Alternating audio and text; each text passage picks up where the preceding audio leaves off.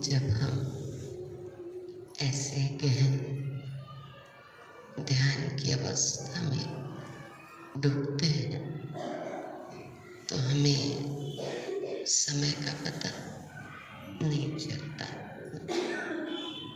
अभी भी हम सभी ने लगभग 25-30 मिनट ध्यान किया जो शुरू से आ गए थे। तो जब शरीर भी मन का साथ देने लगता है तब कई प्रकार के श्रेष्ठ विचार जो नेगेटिव और वेस्ट से दूर होते हैं, समर्थ संकल्प होते हैं, पॉजिटिव होते हैं। इस साइंस ने प्रमाणित किया है कि 20 मिनट का ध्यान हमारी 8 घंटे की थकान को दूर करता है। साइंस ने किया है। ये 8 घंटे की नींद को पूरी करता है। नींद भी जरूरी है, लेकिन साथ साथ अगर हम ध्यान की उच्च अवस्था का अनुभव करते हैं तो हमारे अंदर रचनात्मकता आती जाती है, क्रिएटिविटी, तनाव से, डिप्रेशन से दूर होते हैं और बस एक भाव जागृत होता है कि कराने वाला करा रहा है, करनहार हम किए जा रहे हैं। और ये बहुत श्रेष्ठ स्थिति हो जाती है। तो कल हम थोड़ा 12वें अध्याय की ओर थे, इसकी गहराई में चलते हैं। कंप्लीट किया था, लेकिन फिर भी एक गहन ज्ञान की पराकाष्ठा कि अर्जुन का एक प्रश्न उत्पन्न होता है कि एवं सतत युक्ताय भक्ता त्वां पर्युपासते ये चाप्य अक्षरम अव्यक्तम तेषां के योग वित्तमा। अर्थात अर्जुन ने पूछा, आपके साकार रूप पर दृढ़ता पूर्वक निरंतर समर्पित होने वाले को या आपके अव्यक्त निराकार रूप की आराधना करने वालों में से आप किसे योग में पूर्ण मानते हैं, ध्यान में पूर्ण मानते हैं? देखिए, साकार रूप को याद करना सरल लगता है, लेकिन निराकार ज्योति स्वरूप को याद करना मुश्किल लगता है। आपको भी, मैं कभी भी भारत के किसी भी कोने में दिखाई दूं शरीर के साथ, तो आप मुझे पहचान लेंगे कि ये मंजू दीदी हैं, सारंगढ़ आई थी और इनसे हमने गीता ज्ञान का श्रवण किया था। लेकिन मैं ज्योति स्वरूप आत्मा कहीं पर आपसे मुलाकात करती हूँ तो इन चर्म चक्षुओं के द्वारा दिखाई तो नहीं दे रही।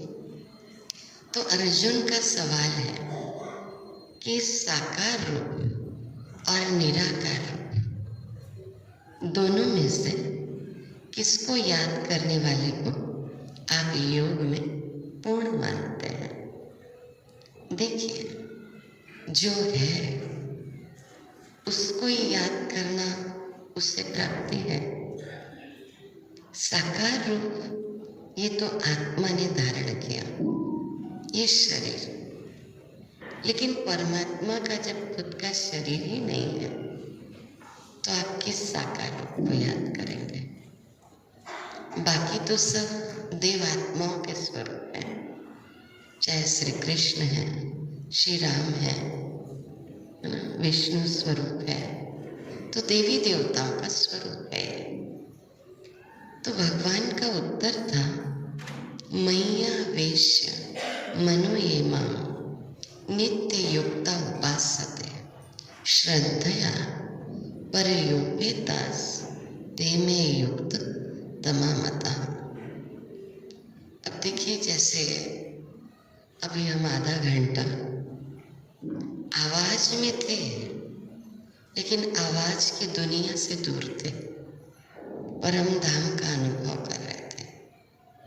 जैसे हम नींद से भी उठते हैं ना, तो एकदम से हमको आवाज में आने की इच्छा नहीं होती है। नींद भी एक शांति है। ऐसे ही ये आधा घंटा ध्यान चला, इसके बाद मुझे आवाज में आने की इच्छा नहीं हो रही है, लेकिन मैं इस मुख के द्वारा आवाज में आ रही हूँ। एक गहरी शांति की अवस्था वो हो जाती है। मेरे अंदर के सब विचार शांत थे, दूसरे केवल जो थॉट मैं आपको दे रही थी उसी थॉट में मैं समाहित थी।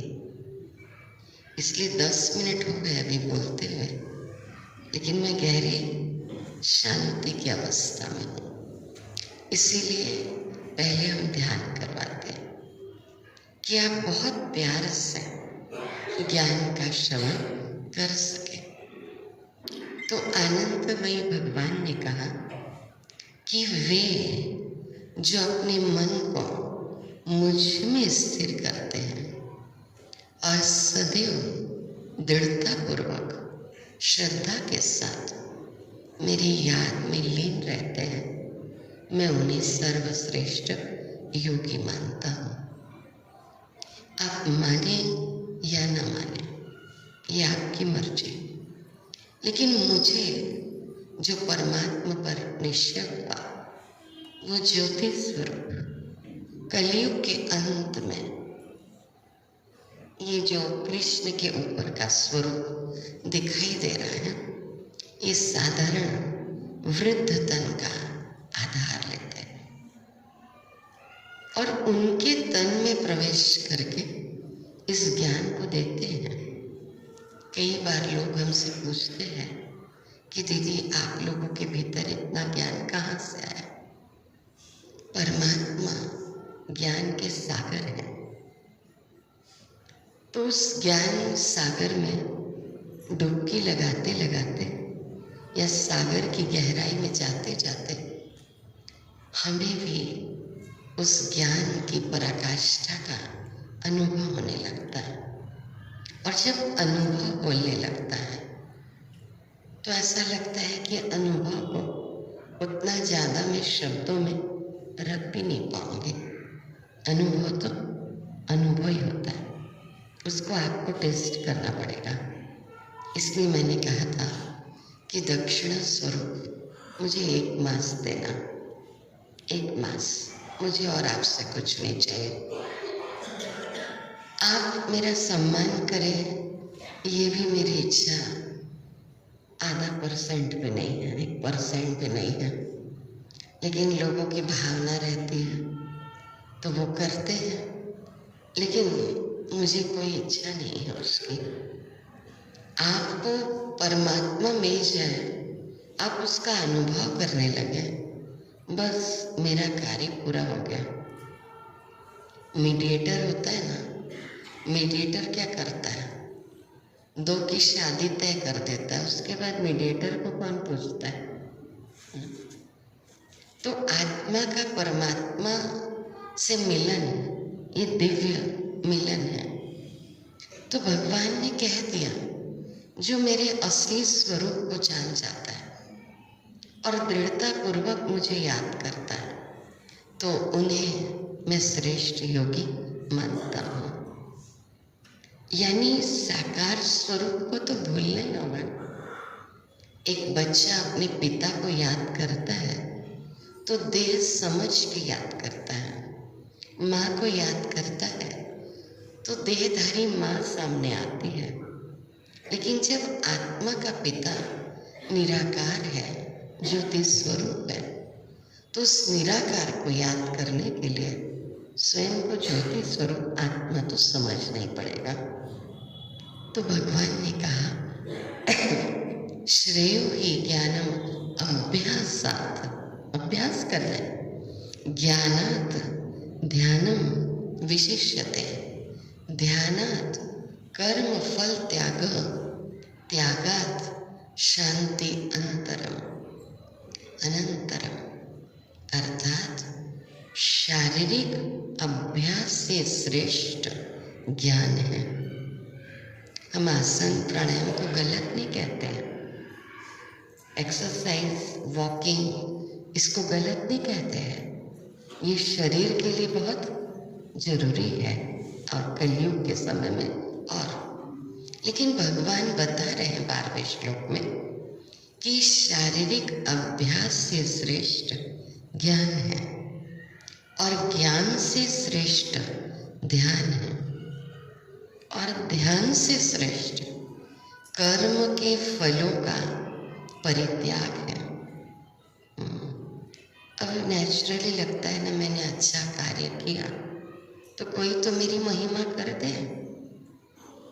खाना बनाया आपने, बहुत प्यार से बनाया, तो लगता है कि पति कह तो दे क्या सब्जी बहुत अच्छी बनी है। जिस दिन अच्छी नहीं बनी उस दिन तो कह देंगे कि नमक ज़्यादा डल गया, तेल ज़्यादा डल गया, पकी नहीं है सब्जी ठीक से।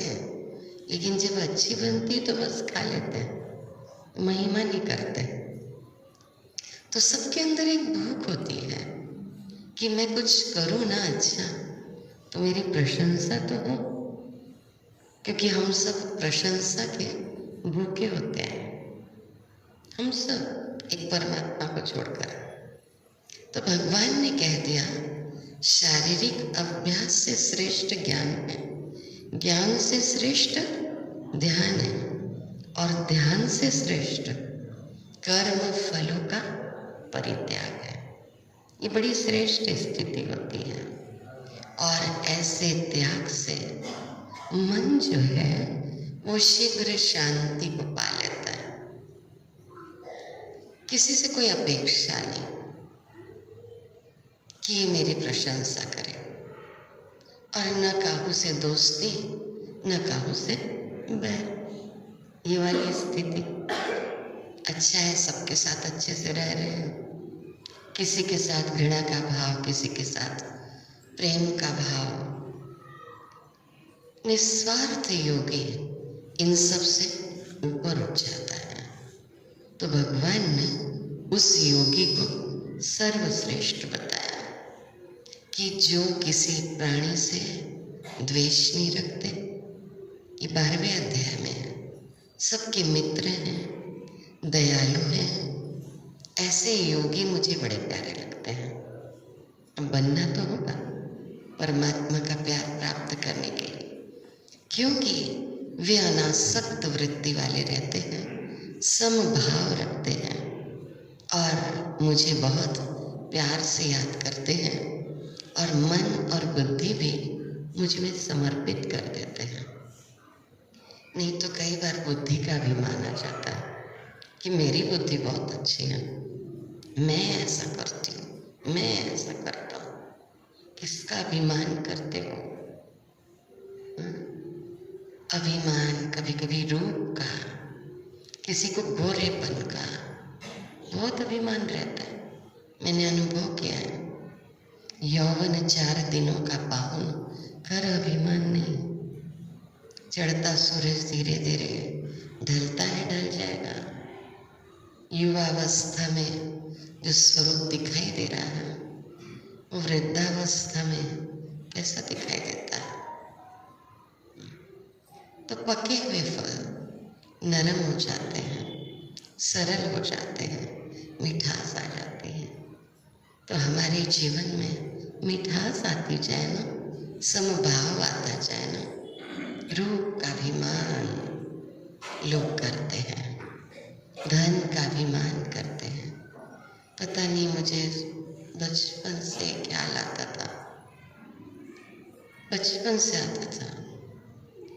मैं 3 साल की थी, 4 साल की थी, तब हमारे घर के पास कभी रामायण होता तो अगर माँ को कुछ देरी हो रही है 5 मिनट, तो मैं 4-5 साल की उम्र में अकेली पास में था, जाके बैठ जाती थी, सुनती थी। वैराग्य तो आने लग गया था बचपन से। मैंने कहा ना, पूर्व जन्म के संस्कार हो गए। और जो योगी है ना, किसी के क्रोध का कारण भी नहीं बनते। कई बार लोग क्रोध के आवेग में जबरदस्ती लाना चाहते हैं, तो एक पावर दिखानी पड़ती है। लेकिन जो योगी होगा वो किसी के क्रोध का कारण नहीं बनेगा। जो समभाव में है, भय और चिंता से भी मुक्त है, तो ऐसे योगी भगवान ने कहा मुझे प्रिय है। समः शत्रु च मित्रे च तथा मान अपमानयोः शीतोष्ण सुख दुखेषु समः संग विवर्जित तुल्य निंदा स्तुति मौनी संतुष्टो येन केनचित् अनिकेतः स्थिर मतिर भक्ति मानवे प्रियो नरः। अर्थात जो मित्रों और शत्रुओं के लिए एक समान है। होगा दुनिया में आप आगे बढ़ेंगे, बहुत अच्छे हैं, लोग थोड़ा सा टांग खींचने का प्रयास करते हैं, तब भी ना उनके लिए भी बैर भाव मत रखो, वो भी बहुत आगे बढ़े। क्या है अपना, हम किसी को क्या दे रहे हैं? मान अपमान, शीत ग्रीष्म, सुख तथा दुख में संभाव रखते हैं, वे योगी मुझे प्रिय हैं। और सभी प्रकार के कुसंग से जो मुक्त रहते हैं, जो अपनी प्रशंसा और निंदा को एक समान समझते हैं। 12वां अध्याय बहुत गहरा है, गुणों को लेकर के है, दिव्य गुणों की धारणा। जो सदैव मौन चिंतन में रहते हैं, जो मिल जाए उसमें संतुष्ट है, खूब ज़्यादा कहीं आसक्ति नहीं रखते हैं, जिनकी बुद्धि दृढ़ता पूर्वक मुझ में स्थिर हो जाती। मैं आपको बताना चाहूँगी कि मुझे पेरेंट्स भी ऐसे मिले जिन्होंने इस ज्ञान मार्ग में चलने में मुझे रोक टोक नहीं की। मेरे पिताश्री 80-81 वर्ष तक साइकिल चलाते रहे। ऐसा नहीं कि उनके पास वो धन की शक्ति नहीं होगी, लेकिन उन्होंने मुझे एक सीख दी कि बेटा हमेशा जमीन में रहना, बहुत उड़ना मत। लोगों का सम्मान भी मिलने लगे तो उड़ना नहीं है, वो तो परमात्मा ज्ञान आप तक दे रहे हैं। मेरा कुछ है भी नहीं, 90 साल के अभी हो गए, तब साइकिल नहीं चला सकते, लेकिन अपना कार्य सब खुद करते हैं। बच्चों को कुछ करना नहीं पड़ता उनका व्यक्तिगत रूप से, कुछ भी नहीं, सारे कार्य वो खुद करते हैं, तो उनका भी प्रभाव पड़ा।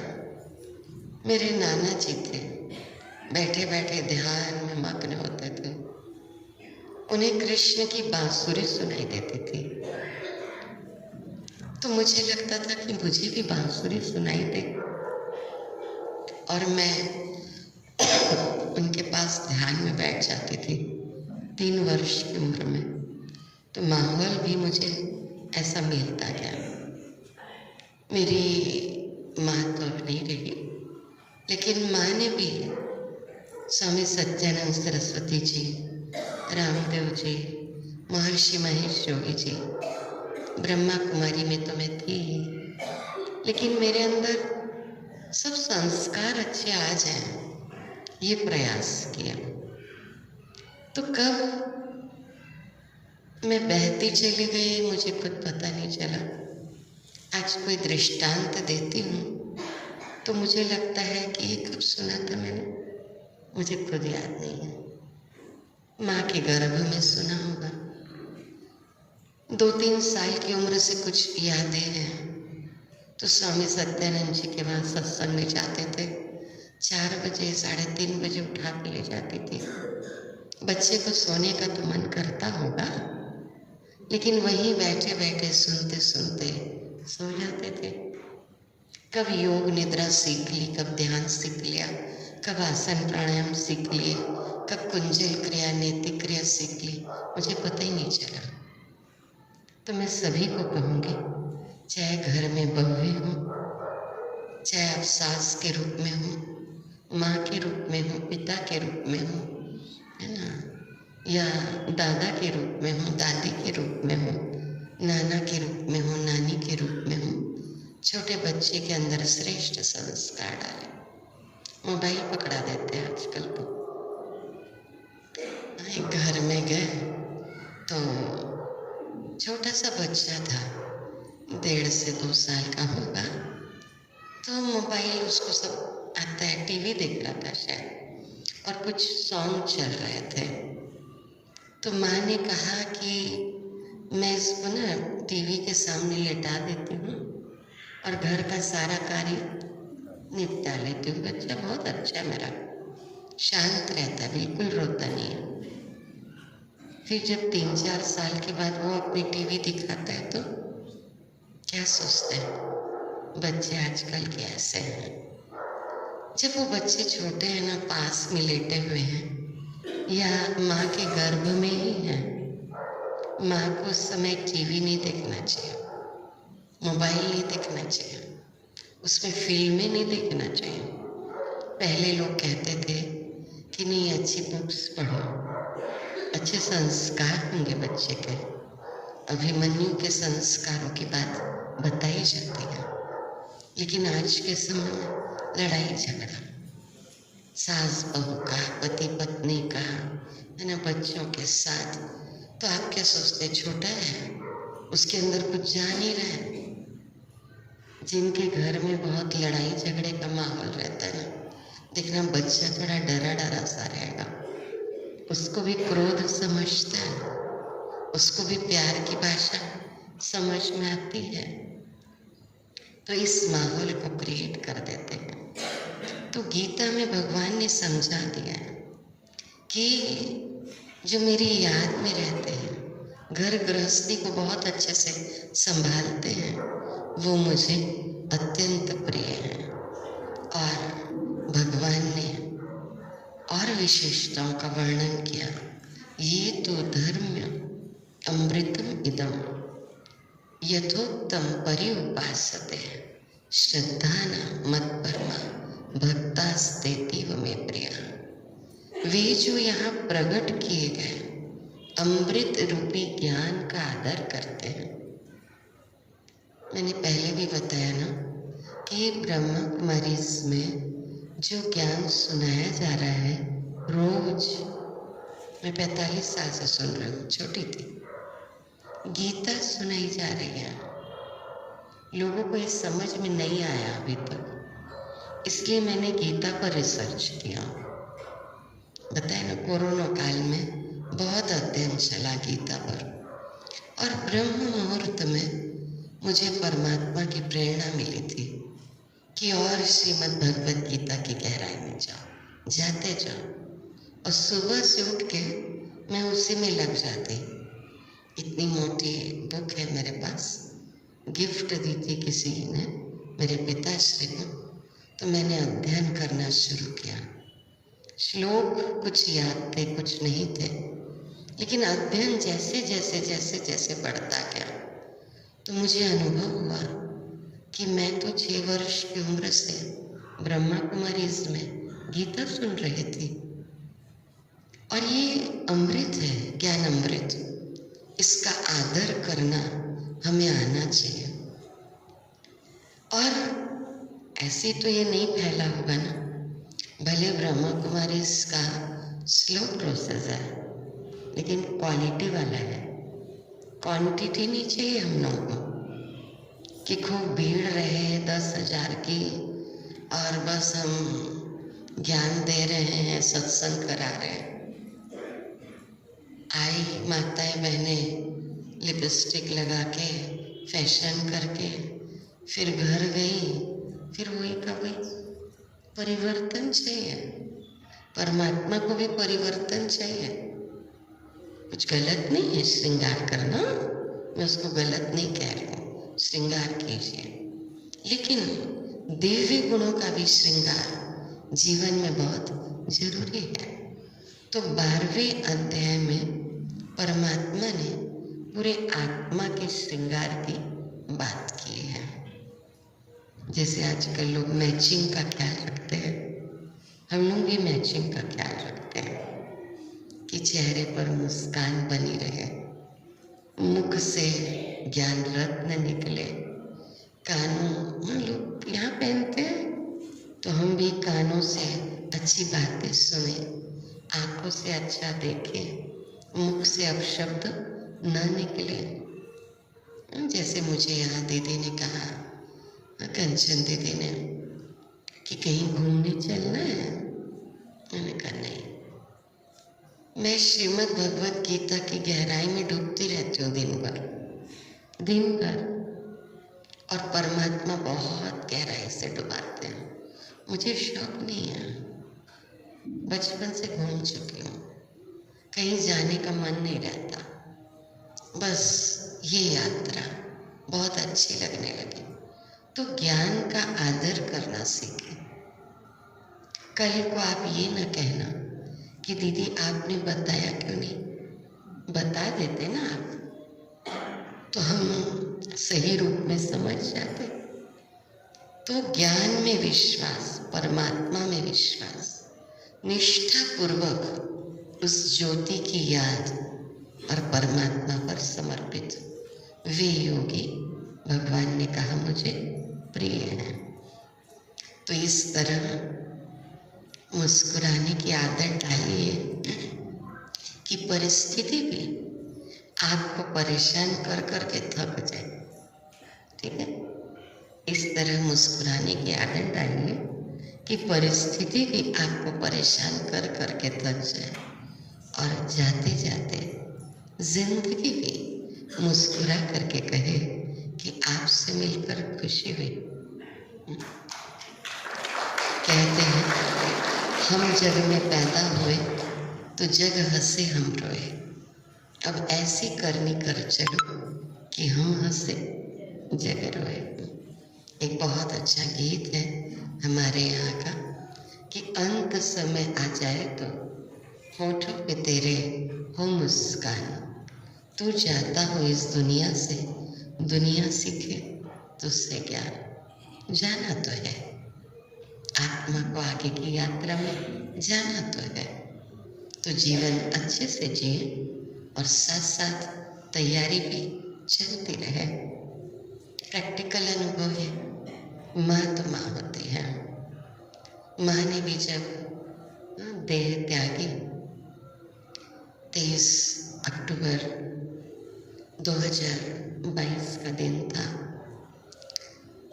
और हमारे आश्रम में दिवाली संडे पड़ा था, नरक चौदस का दिन था, धनतेरस चल रहा था शायद। मुझे लगा मैं क्लास कराकर सबको भोग बांट कर फिर हॉस्पिटल जाती हूँ, और शायद वो वक्त मुझे नहीं मिला कि मैं आत्मस्वरूप में माँ जिस देह में है वो साक्षात्कार कर सकूं, देख सकूं। लेकिन एक एहसास मुझे हो गया था, और मैंने कहा था आज माँ के दर्शन करूंगी, उसके बाद ही मैं कुछ स्वीकार करूंगी। लेकिन वो वक्त नहीं मिल पाया, और हॉस्पिटल में ही, अपोलो हॉस्पिटल में माँ ने देह त्याग दी। लेकिन उस दिन मुझे ऐसा महसूस हुआ कि परमात्मा ने और माँ ने जैसे मुझे गोद में संभाला हुआ है।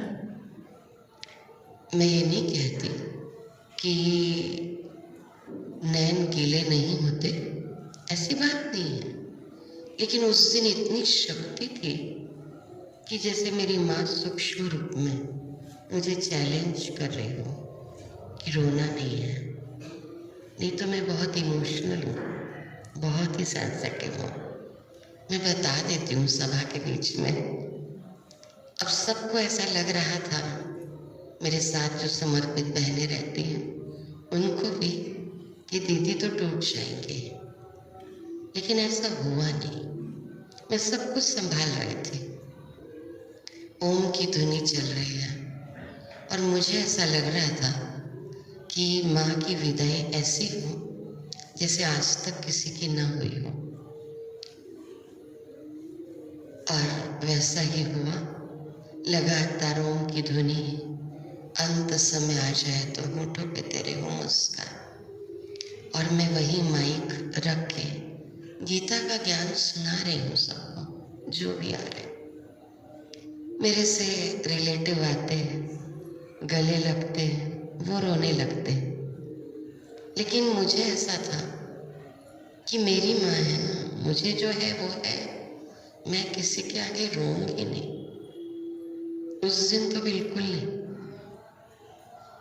और अंतिम संस्कार तक मैं शमशान घाट में भी गई, हमारी सभी बहनें भी गई। सब वो स्वरूप हम देख रहे थे।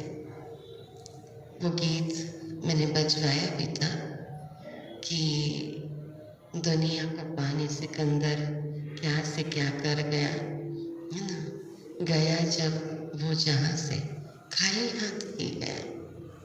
मुझे मेरी माँ के द्वारा दिए गए संस्कार सब याद आ रहे थे और आज भी काम आ रहे हैं बहुत ज़्यादा। और अभी भी वो सूक्ष्म रूप में मुझे आगे ही बढ़ा रही है।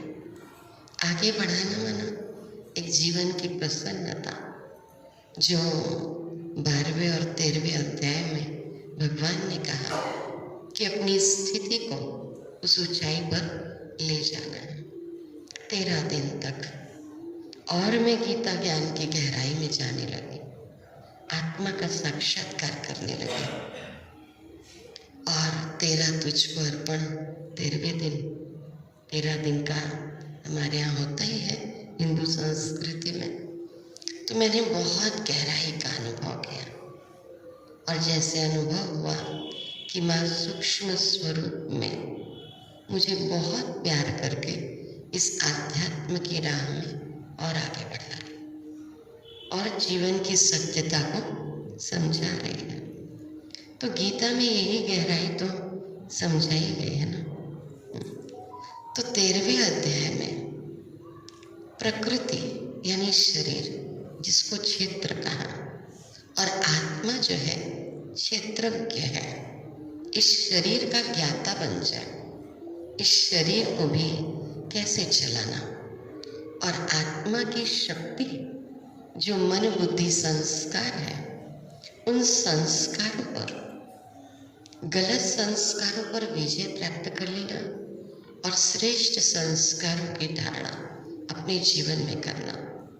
आइए आज हम शुभारंभ करते हैं इस संकल्प के साथ कि आज से हम किसी न किसी के खुशी का कारण बनेंगे।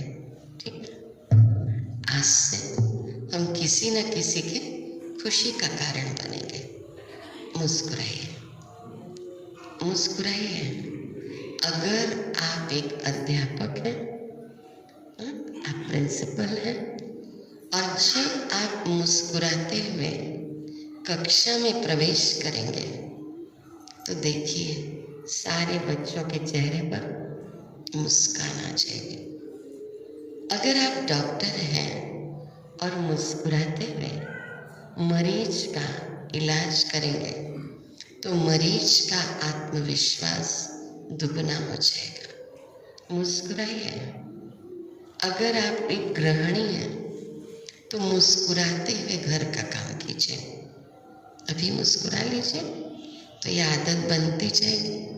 फिर देखना पूरे परिवार में खुशी का माहौल बन जाएगा। मुस्कुराइए। अगर आप घर के मुखिया हैं, मुस्कुराइए। तो मुस्कुराते हुए शाम को घर में प्रवेश करिए तो देखेंगे पूरे परिवार में खुशी की लहर दौड़ जाएगी। मुस्कुराइए।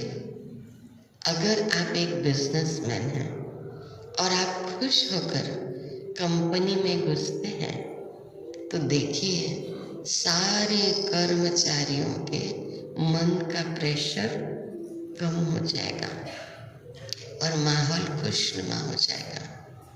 लोग कहते हैं ना, सुनते नहीं हैं, सुनेंगे। आप अपना प्रेशर मत बढ़ाइए। प्रेशर कुकर जैसा कोई सिस्टम ही नहीं है अपने पास कि प्रेशर निकल जाए पूरा, फिर प्रेशर निकालते दूसरे के ऊपर।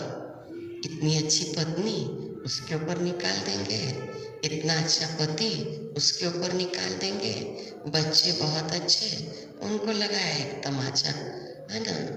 बिजनेस में कुछ नुकसान हुआ, कुछ कंपनी में बॉस ने कुछ कहा, घर आए, बच्चे ने प्यार से कुछ बात की, पापा ये लेके आए, भूल गए, लगा एक तमाचा बच्चे को। हाँ, अब बेचारे फालतू बच्चे के ऊपर प्रेशर निकाल दिया। तो बहुत एक्सपोर्ट इम्पोर्ट का बिजनेस चल रहा है ना। तो क्या करते, घर का प्रेशर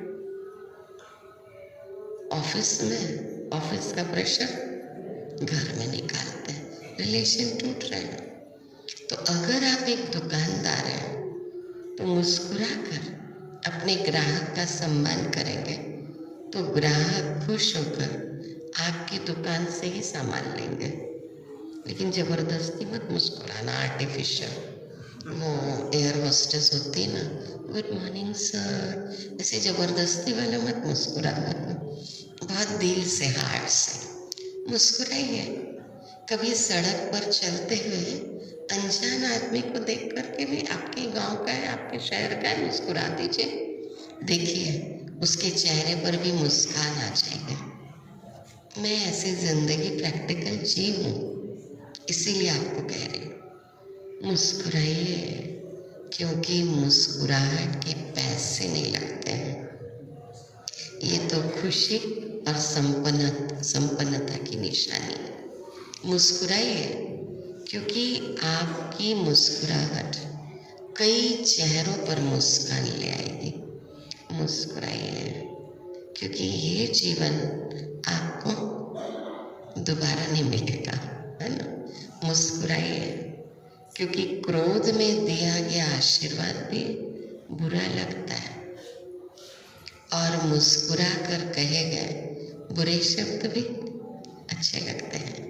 मुस्कुराइए, पक्का हो रहा है, क्योंकि दुनिया का हर आदमी खिले हुए फूलों को और खिले हुए चेहरों को पसंद करता है। मुस्कुराइए, क्योंकि आपकी हंसी, मुस्कुराहट किसी की खुशी का कारण बन सकती है। मुस्कुराइए, क्योंकि परिवार में रिश्ते तभी तक कायम रहते हैं जब तक हम एक दूसरे को देखकर मुस्कुराते हैं। और सबसे बड़ी बात, मुस्कुराइए, क्योंकि ये मनुष्य होने की पहचान है। एक पशु कभी मुस्कुरा नहीं सकता, इसलिए स्वयं भी मुस्कुराइए और औरों के चेहरे पर भी मुस्कुराहट लाइए। मुस्कुराइए, क्योंकि यही जीवन है। हाँ, थोड़ा कभी कभी गंभीरता रखनी भी पड़ती। कोई देह त्यागते हैं, वहाँ थोड़ी मुस्कुराते रहेंगे, वहाँ गंभीर रहेंगे। लेकिन आत्मा का पाठ पक्का करते रहिए कि ये भी आत्मा, मैं भी आत्मा। अभी आत्मा आगे की यात्रा की ओर निकली है। वस्त्र के लिए शोक मत कर अर्जुन, परमात्मा के महावाक्य याद कीजिए। तो भगवान ने कहा, इदम शरीरम कौन्तेय क्षेत्र मिथ्यते एतदयो वेति तम प्राहु क्षेत्रज्ञ इति तद्विदः। अर्थात क्षेत्रज्ञ का ज्ञान, शरीर और आत्मा का ज्ञान बहुत जरूरी है। और आत्मा शरीर के साथ जो कर्म करती है उस कर्म के फल का त्याग भी जरूरी है। 5 इंद्रियां, आँख, कान, नाक, जीभ और त्वचा। किसी का भी मोबाइल बज रहा हो तो नम्र अनुरोध साइलेंस भी कर लीजिए। तो 5 ज्ञानेंद्रियां, आँख, कान, नाक, जीभ और त्वचा। 5 कर्मेंद्रियां, हाथ, पैर, मुख, गुदा और लिंग। 4 अंतःकरण, मन, बुद्धि, चित्त और संस्कार, जिसको हम मन, बुद्धि, संस्कार भी कहते हैं। लेकिन उससे भी एक सूक्ष्म चित्त। कई बार कहते हैं ना, अपने चित्त में ये बात क्यों रख लिया आपने? तो मन, बुद्धि, संस्कार, ये आत्मा की 3 शक्तियां हैं। मन विचार शक्ति है, बुद्धि निर्णय शक्ति है और संस्कार कर्म शक्ति है। मन में विचार आए, बुद्धि ने निर्णय लिया, फिर वही आपके क्या बन गए? संस्कार बन गए। तो कोई कहे ना, जैसे एक स्वामी ने राजा को कहा, राजा का मन अशांत था, कल आना, अपने मन को साथ लेकर के आना। तो राजा ढूंढता रहे शरीर में, मन कहाँ है? तो मन आत्मा की ही शक्ति है। तो हम कहते हैं मेरा मन है ना आज बहुत दुखी है, आज मेरा मन है ना बहुत खुश है, या कहेंगे मेरी बुद्धि काम नहीं कर रही है, ऐसे ठोकेंगे, ठोकने से काम करना शुरू कर देंगे क्या? नहीं ना। तो आत्मा की ही शक्ति मन, बुद्धि, संस्कार। पुनः 13वें अध्याय में परमात्मा ने फिर अपना परिचय भी दे दिया। ज्योतिष्याम पितज ज्योतिस्तमसः परमुच्यते ज्ञानम ज्ञेयम ज्ञानगम्यम हृदि सर्वस्य विशिष्टता। मैं प्रकाश का स्रोत हूँ। अगर मेरे प्रकाश में आप आते हो तो अज्ञानता का अंधकार दूर हो जाता है और ज्ञान की गहराई का, ज्ञान के प्रकाश का अनुभव करने लगते हो। और जो ज्ञान के प्रकाश का अनुभव करता है उनके हृदय में जैसे परमात्मा के प्यार का प्रकाश समाहित हो जाता है। भगवान ने ये समझाया। तो सोचिए, जैसे एक पिता को भी आज्ञाकारी बच्चे पसंद है, उसी प्रकार परम पिता परमात्मा को भी जो बच्चे इस रंगमंच पर श्रेष्ठ कर्म करते हैं, ज्ञान के प्रकाश से आलोकित रहते हैं, वे बच्चे पसंद तो आएंगे ना। इसलिए तो भगवान ने अर्जुन को कहा कि पात्रता को विकसित कर अर्जुन, इसलिए गुणों की बात आती है। तो क्षेत्र क्षेत्रज्ञ योरेवं अंतरम ज्ञान चक्षुषा भूत प्रकृति मोक्षम च ये विदुर यान्ति ते परम। अर्थात जो लोग ज्ञान चक्षु से शरीर और शरीर के ज्ञाता के बीच के अंतर को समझ लेते हैं, वे प्राकृतिक बंधनों से भी मुक्त हो जाते हैं। कहते हैं माटी का कुछ मोल मगर इंसान की कीमत कुछ भी नहीं। इंसान आत्मा और शरीर दोनों को मिला करके हैं, और आत्मा फिर जो शरीर के माध्यम से कर्म करती है वो फैलता है, वो फैलता है कर्म।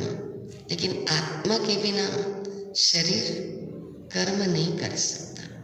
तो आत्मा क्षेत्रज्ञ है, इस शरीर का ज्ञाता है, और ये शरीर क्षेत्र है। तो इस शरीर से मुझे क्या करना है और क्या नहीं करना है ये भी समझ चाहिए। इस मुख से क्रोध करना है कि मीठा बोलना है, इसका भी ज्ञान चाहिए, है ना। तो जब ज्ञान ये मिल जाता है तो ऐसी आत्मा एक परम शांति का अनुभव करती। क्रोध में कैसे शांति का अनुभव होगा? अहंकार में कैसे शांति का अनुभव होगा? लेकिन परमात्मा प्यार में किया गया कर्म श्रेष्ठ होगा। और ऐसी आत्मा शांति की अनुभूति, प्रेम की अनुभूति करती है। तो कहते हैं कि कन्यादान और रक्तदान आज के ज़माने में सर्वश्रेष्ठ है। अभी हम लोग ने हमारी जो चीफ रही दादी प्रकाशमणि जी, उनके अव्यक्त दिवस के दिन, पुण्य स्मृति दिवस के दिन रक्तदान का कार्यक्रम रखा। तो जब ये बिलासपुर में कार्यक्रम हो रहा था, ऐसा माहौल था कि जो रक्तदान लेने के लिए आए भी थे डॉक्टर्स और उनकी टीम, तो उन्होंने कहा कि बहुत जगह हमने ये कार्य किया, लेकिन ब्रह्मा कुमारी इसमें आके ऐसा लगा कि जैसे कि एक उत्सव का माहौल है। तो कहते कन्यादान, रक्तदान सर्वश्रेष्ठ है।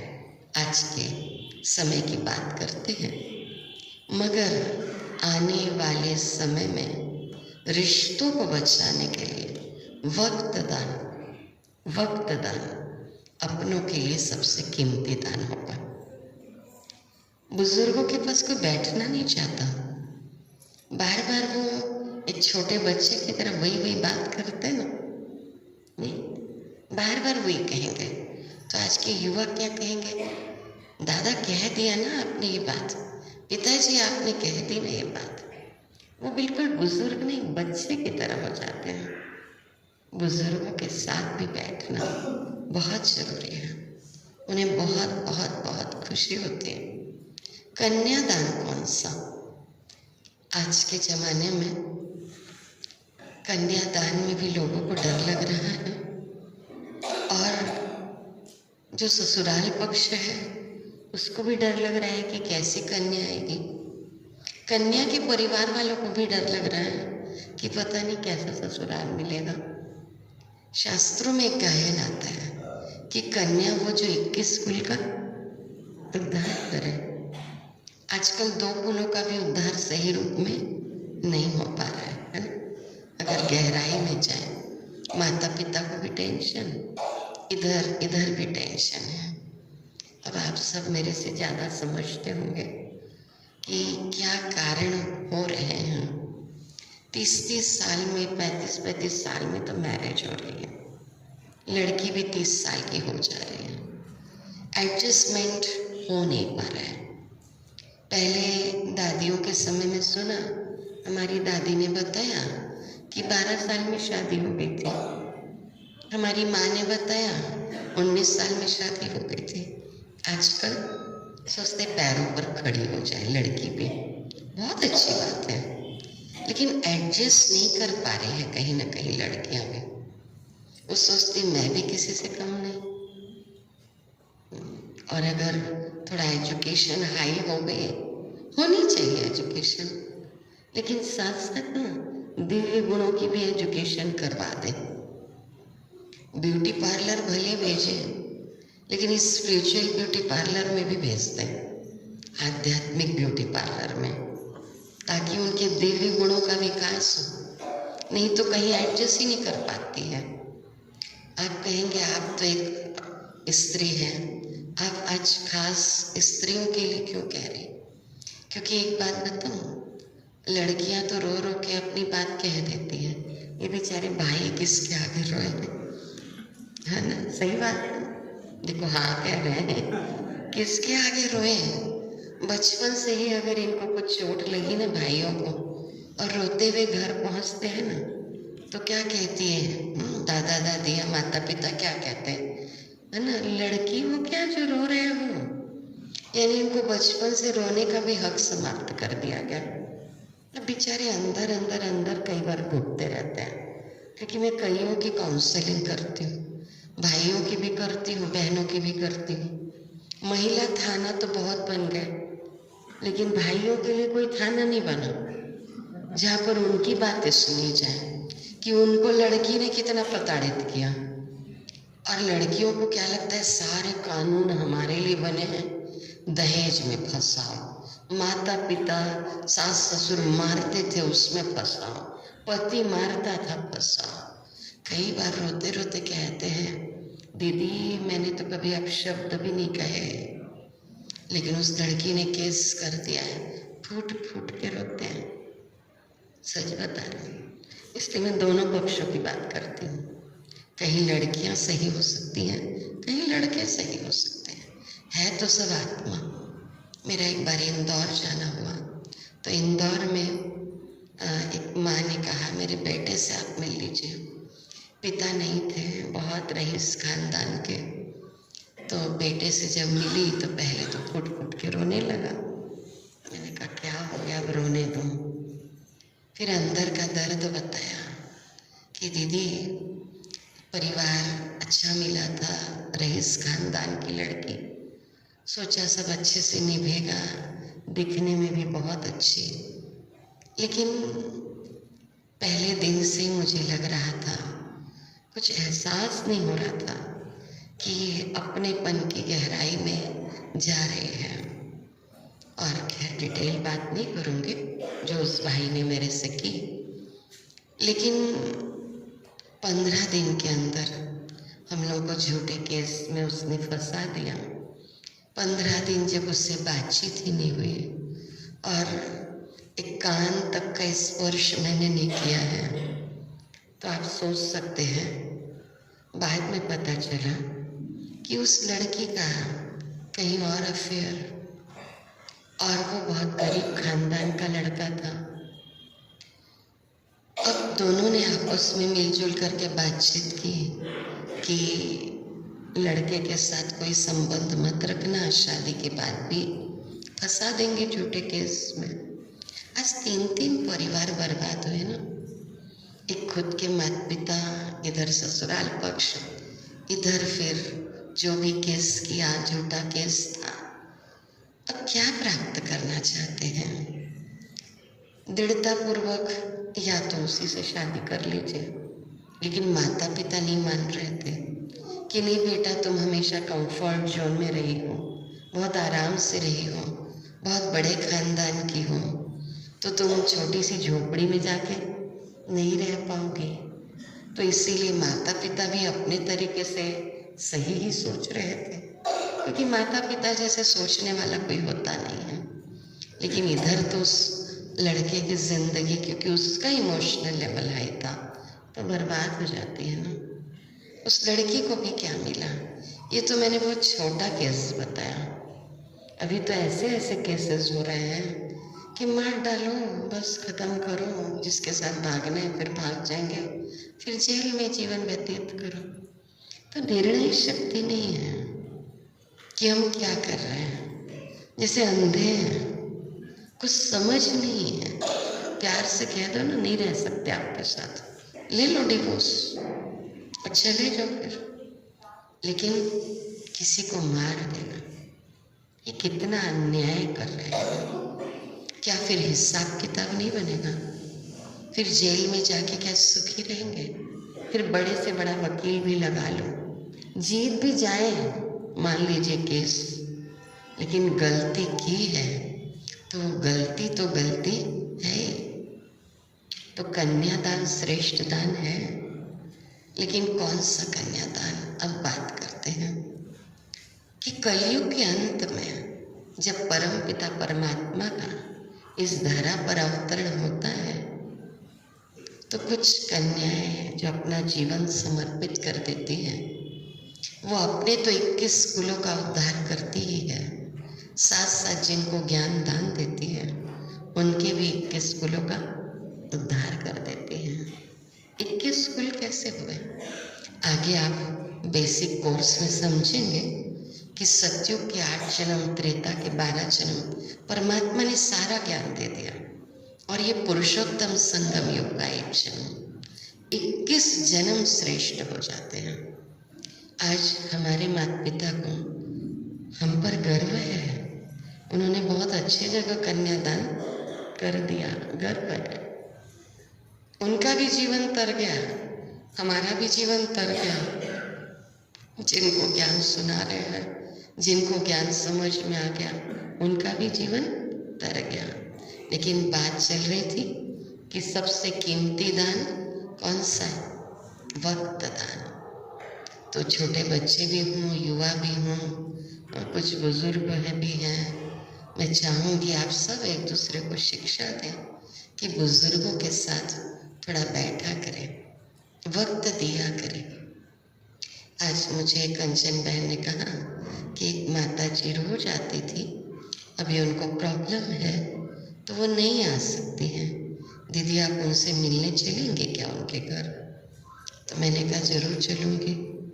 और मैं उनके घर गई, भोग लेके गई, मिल के आई, बहुत खुश हुई वो माता। तो आज बुजुर्गों के साथ थोड़ा वक्त दिया कीजिए। तो गुणों की बात आई है 12वें और 13वें अध्याय में। मुझे बहुत अच्छी लग रही थी गीता कि भगवान गुणों का दान कैसे करना वो भी सिखला रहे हैं। 14वें अध्याय में भगवान ने प्रकृति के 3 गुणों की बात कही, सतोगुण, रजोगुण और तमोगुण। तो ये तीनों कभी न कभी हमें बांध लेते हैं। सतोगुण का भी अभिमान आ गया। मान ली मैं सोचूं मैं बहुत अच्छी हूँ, आप लोग क्या है? नहीं, ऐसी बात नहीं है। गृहस्थ जीवन भी बहुत बहुत बहुत अच्छा है ना? लक्ष्मी नारायण भी गृहस्थी थे ना, राम सीता भी गृहस्थी थे ना। तो यहाँ गृहस्थी को खराब नहीं कहा गया है। बस गृहस्थ आश्रम की बात जो पहले कही जाती थी, अब गृहस्थी अलग हो गई और आश्रम अलग हो गया, क्योंकि गृहस्थ में वो वातावरण नहीं रहा, इसलिए आश्रम आने की आवश्यकता पड़ती है। नहीं तो घर घर को आश्रम बना लीजिए, घर घर को मंदिर बना लीजिए। तो परिवार में सबको साथ लेकर चलिए, और कभी अकेले भी चलना पड़े तो डरिए मत, क्योंकि समस्या, शमशान, शिखर एवं सिंहासन पर इंसान हमेशा अकेले होता है। जिस दिन से आपने दूसरों की गलती ढूंढना छोड़ दिया, समझो उस दिन से आपने शांति का एहसास करना शुरू कर दिया। तो भगवान वाचे परम भूयः प्रवक्ष्यामि ज्ञानानां ज्ञानम उत्तमं यज् ज्ञात्वा मुनयः सर्वे पराम सिद्धि मितो गताः। अर्थात मैं पुनः अर्जुन तुम्हें श्रेष्ठ ज्ञान के विषय में बता रहा हूँ, जो सभी ज्ञान से श्रेष्ठ है, परम ज्ञान है। और महान संतों ने भी इस दिव्य ज्ञान को सुनकर परम सिद्धि को प्राप्त किया। तो भगवान ने कहा मैं ही निराकार ईश्वर हूँ, जो परम धाम का निवासी हूँ। बार बार भगवान पक्का कर रहे हैं, मैं अमर हूँ, अविनाशी हूँ, शाश्वत हूँ और असीम दिव्य आनंद हूँ। तो ये दिव्य ज्ञान की अनुभूति भगवान ने 14वें अध्याय में करवाई। तो इस भाव में जब हम गए तो ये अनुभव होने लगे कि न मैं गिरी, न मेरी उम्मीदों के मीनार गिरे, पर लोग मुझे गिराने में कई बार गिरे। लोग मुझे गिराने में कई बार गिरे। सवाल जहर का नहीं था, सवाल जहर का नहीं था, वो तो मैं पी गई। लेकिन तकलीफ लोगों को तब हुई जब मैं जहर पीकर भी जी गई। मुस्कुराना तो सीखना पड़ता है, रोना तो पैदा होते ही आ जाता है। रोता नहीं ना बच्चा तो उसे ऐसे मारते हैं, ठोकते हैं कि रोए, मना हाँ जीवित है, आत्मा है शरीर में, है ना। तो रोना तो पैदा होते साथ ही आ जाता है। लेकिन छोटा बच्चा है ना, बहुत बार मुस्कुराता है। और हम जैसे जैसे बड़े होते जाते हैं ना, वैसे ही टाइट होते जाते हैं। तो इसीलिए आज मुस्कुराने की बात बताई। 15वें अध्याय में परमात्मा ने बहुत ऊंचा ज्ञान दिया कल्प वृक्ष का, और इसको हम समझ जाते हैं तो और गहराई समझ में आ जाती है। आपको लगा होगा कि दीदी ने हर रोज मुस्कुराने की बात जरूर कही है। क्यों कही? क्योंकि जिस चीज को संस्कार बनाएंगे ना, ऐसे टाइट रहेंगे, गुस्सा करेंगे, जोर से बोलेंगे, हमेशा वो संस्कार बन जाता है। तो धीरे बोलने की, मीठा बोलने, ऐसा नहीं कि मैंने कभी जोर से नहीं बोला होगा, ऐसी बात नहीं है, लेकिन अपनी रिजल्ट आपके आगे भी आउट कर सकती हूँ। मेरे साथ जो बहन आई है उससे भी पूछ लीजिएगा, कि भाई भी आया है साथ में, कि मुझे अच्छा लगता है धीरे बोलना, मीठा बोलना। जबरदस्ती किसी के ऊपर दोषारोपण क्यों करते हो? अगर मैं गलत नहीं हूँ तो मुझ पर दोषारोपण मत कीजिए। आप गलत हैं, आप उसको स्वीकार कीजिए। स्वीकार करना भी महानता है, बहुत बड़ी महानता है। क्षमा मांग लेना किसी से अपनी गलती पर। मैं मांग लेती हूँ कि हाँ यहाँ पर गलती हुई, तो फिर मुझे तर्क देने की जरूरत ही नहीं पड़ती।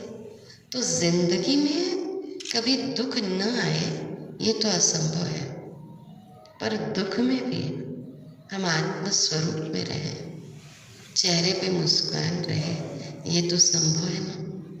और कोई भी व्यक्ति कभी भी सर्वगुण संपन्न नहीं होता, इसीलिए कुछ कमियों को नज़रअंदाज करके अपने रिश्ते बनाए रखिए। नज़रअंदाज करना पड़ेगा। कईयों को रिश्ता निभाना आता ही नहीं, कईयों को ये सोच भी नहीं आती है कि सामने वाला मेरे लिए किस ऊंचाई से सोचता है, उसको अपनी ऊंचाई का ही अनुभव नहीं होता, तो वो डिप्रेशन में जाएगा। उसमें हमारी गलती नहीं रहेगी, लेकिन सबकी विशेषताओं का सम्मान कीजिए। लेकिन वो फिर भी न समझ पाए तो उसमें आपकी गलती नहीं है। परमात्मा ने कह दिया है कि संसार में 5% लोग कभी भी खुश नहीं रहते हैं, 5% केवल, और 5% को आप कभी भी खुश नहीं कर पाते। तो छोड़ना पड़ेगा, उनको खुश करने के पीछे मत लगे रहिए, लेकिन अपनी आत्मिक शक्ति, आत्मिक आनंद बनाए रखें।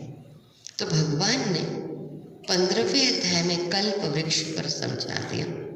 ऊर्ध्वमूलमधः शाखम अश्वत्थम प्राहुरव्ययम् छंदांसि यस्य पर्णानि यस्य तं वेद स वेदवित्।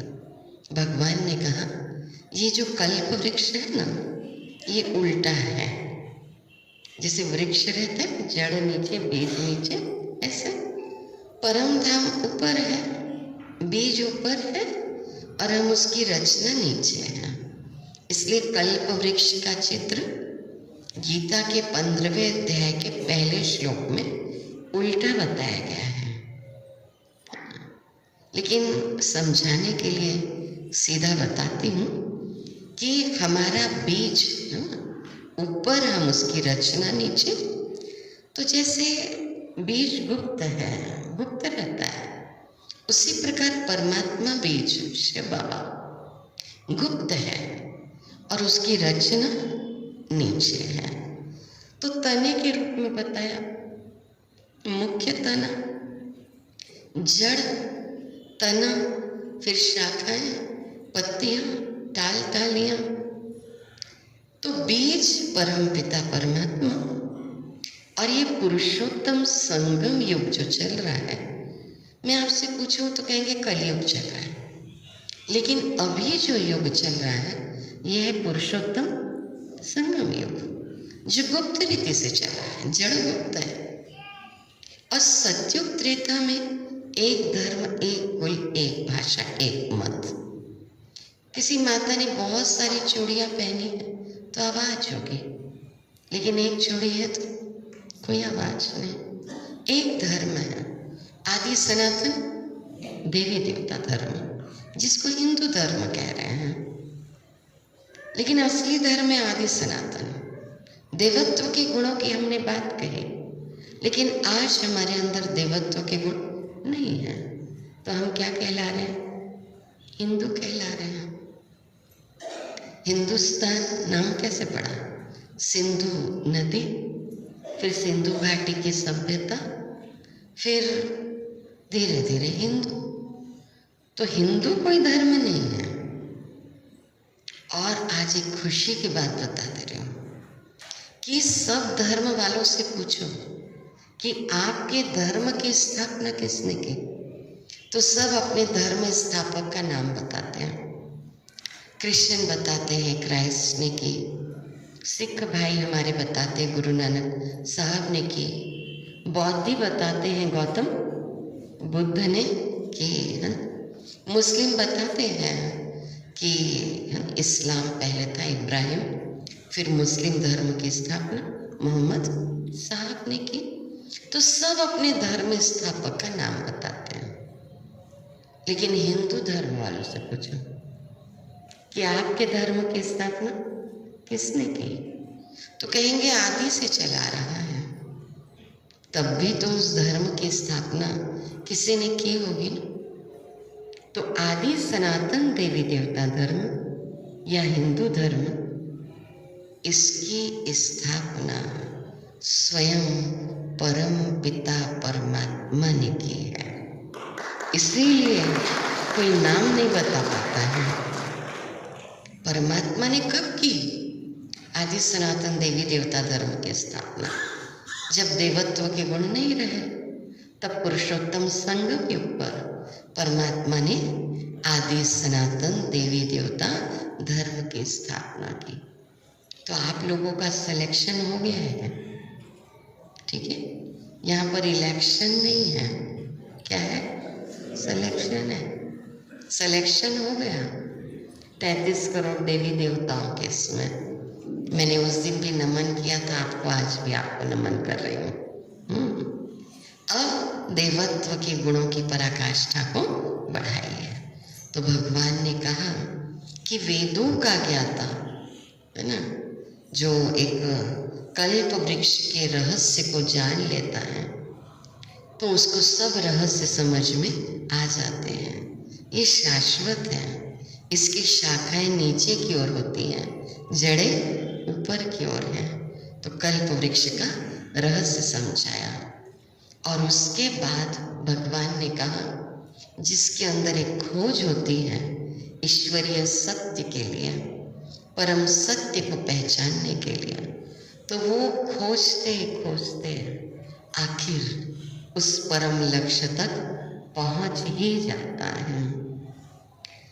तो बहुत सुंदर श्लोक आता है, न तद भासेते सूर्यो न शशांको न पावकः यद गत्वा न निवर्तन्ते तद धाम परमं मम।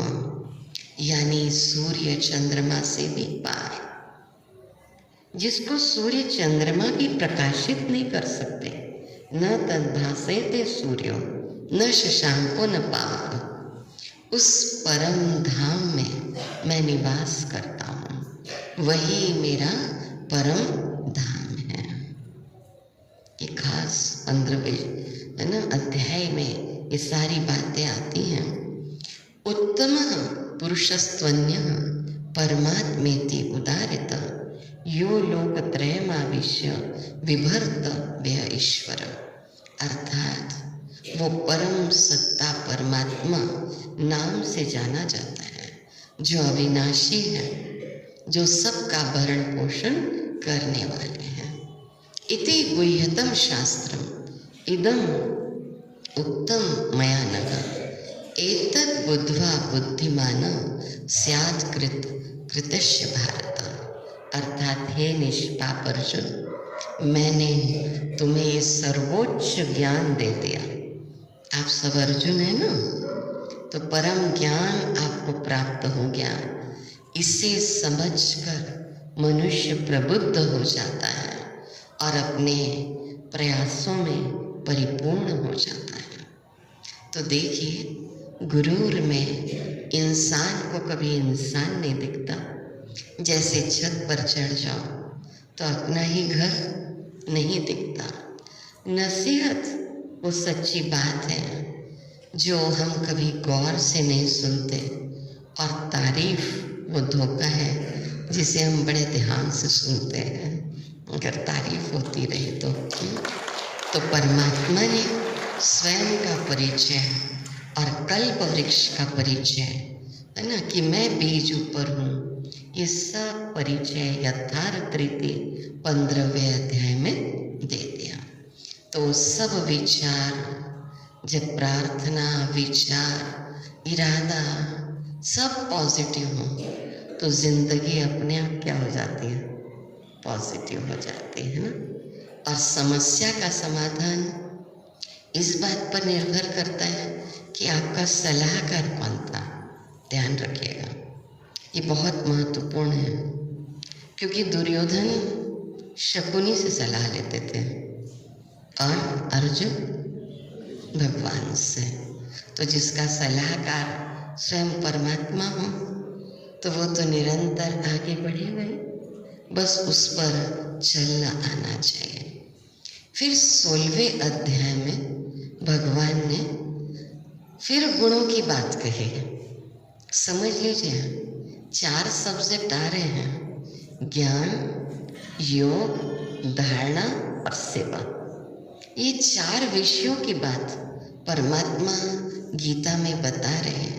अहिंसा, सत्य, है ना, क्रोध का त्याग, शांति, तेज, क्षमा, ये सब दिव्य गुण हैं।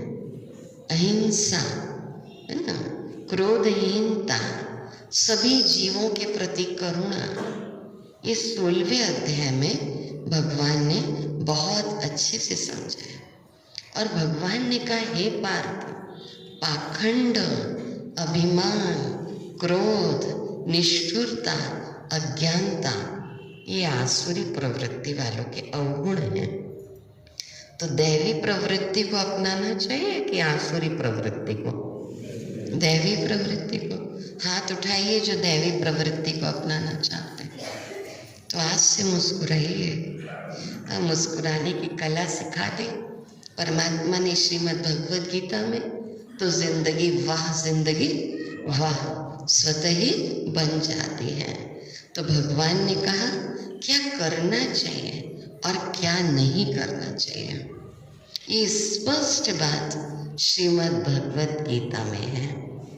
और परमात्मा के उपदेशों का पालन करो। देखिए, आप अकेले बोल तो सकते हैं परंतु बातचीत नहीं कर सकते। आप अकेले आनंदित हो सकते हैं परंतु उत्सव नहीं मना सकते हैं। आप अकेले मुस्कुरा तो सकते हैं परंतु हर्षोल्लास नहीं मना सकते हैं। हम सब एक दूसरे के बिना कुछ नहीं है, कुछ भी नहीं। आप नहीं आते तो ऐसे गीता चलती क्या? तो मैं भी आपके बिना अधूरी हूँ और आप भी मेरे बिना अधूरे हैं। हम सबको एक दूसरे का साथ चाहिए। चलो, सास की बहुत क्रिटिसाइज होती हो, बहू की बहुत क्रिटिसाइज होती हो, फिर भी कुछ गुण तो होगा उनमें, कोई ना कोई गुण तो होगा। ऐसा नहीं है कि कोई का चश्मा पहन लीजिए तो गुण ही दिखाई देंगे और हम गुणों में संपन्न बनते जाएंगे, लेकिन हमें दिखाई क्या देते हैं? अवगुण। और अवगुणों को देखते देखते देखते देखते हम अवगुणों में, है ना, संपन्न बनते जाते हैं। फिर 17वें अध्याय में परमात्मा ने श्रद्धात्रय विभाग योग की बात कही, है ना। तो गुणों की बात आ रही है, इसलिए थॉट भी वैसे ही आपको मिल रहा है। मुझे एक थॉट बहुत अच्छा लगा था, जो आपसे जलते हैं ना, कभी न कभी कोई तो हमसे जलता है, नहीं, ईर्ष्या करता है। तो जो आपसे जलते हैं ना, उनसे घृणा कभी नहीं करना। पक्का? बोलेंगे क्यों दीदी घृणा नहीं करना, मेरे से तो वो जल रहे हैं। तो घृणा कभी नहीं करना, क्योंकि यही वे लोग हैं जो ये समझते हैं कि आप उनसे बेहतर हैं, इसलिए तो जलते हैं वो। तो इसीलिए घृणा उनसे कभी नहीं करना। तो अब अर्जुन का प्रश्न आ रहा है, ये शास्त्र विधिम उत्सर्ज्य यजन्ते श्रद्धया अन्विता तेषां निष्ठा तु का कृष्ण सत्वमाहो रजस्तम। अर्थात उन लोगों की स्थिति क्या होती है जो इस दिव्य ज्ञान को स्वीकार नहीं करते हैं। इस दिव्य ज्ञान को, गीता ज्ञान को, मुरली को, जो आप गहराई में कल से बेसिक कोर्स में जाएंगे, बहुत अच्छे से आत्मा का ज्ञान और भी पक्का होगा, परमात्मा का ज्ञान और भी पक्का होगा। मैंने दक्षिणा मांगी है आपसे 1 महीने की, दे दीजिएगा। मैं बहुत दूर से आई हूँ आपके लिए, तो कुछ तो देंगे ना। तो मुझे और कुछ नहीं चाहिए, है ना। बस ये समय जो चल रहा था, ये 7 दिन आपका चलेगा, है ना, 1.5 घंटा 2 घंटा, लेकिन फिर समय और कम कर देंगे, क्योंकि हमको लग रहा है आप नर्सरी से KG1 में जाए, KG1 से KG2 में जाए, फिर क्लास 1 में जाए, बीच में छोड़ दिया ना, तो फिर से आऊँगी ना तो नर्सरी से शुरू करना पड़ेगा।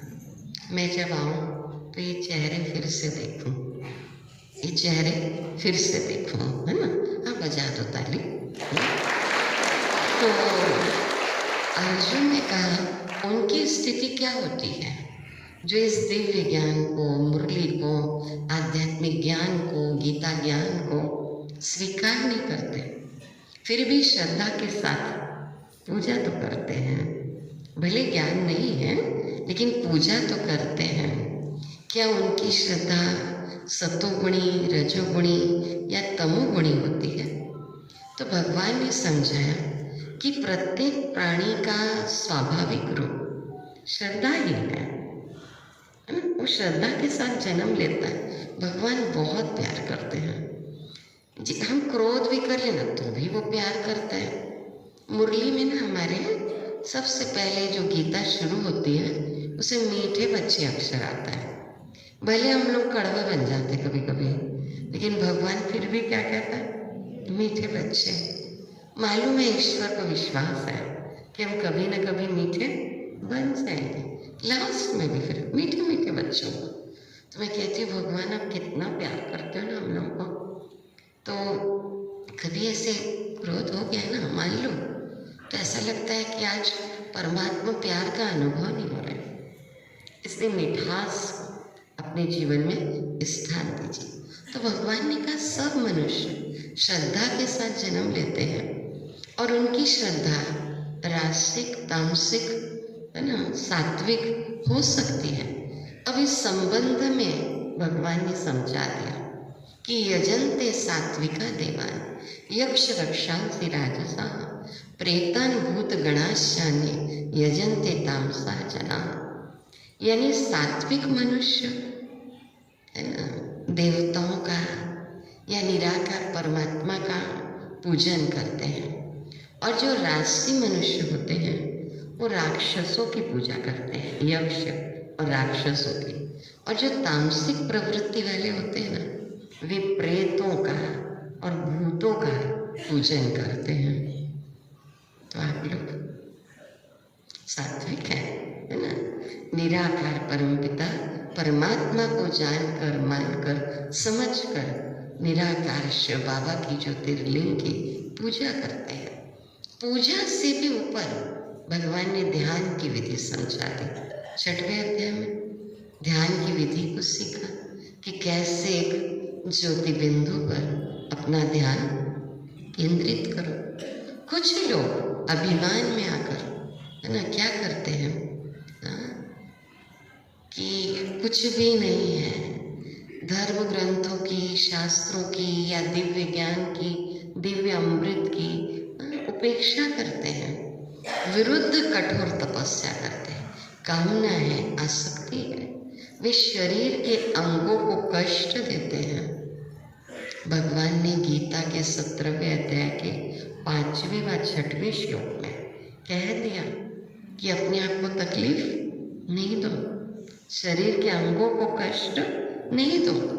सब समझ में आता है गीता में। तो ऐसे मूर्ख लोगों को पैशाचिक वृत्ति वाला कहा जाता है।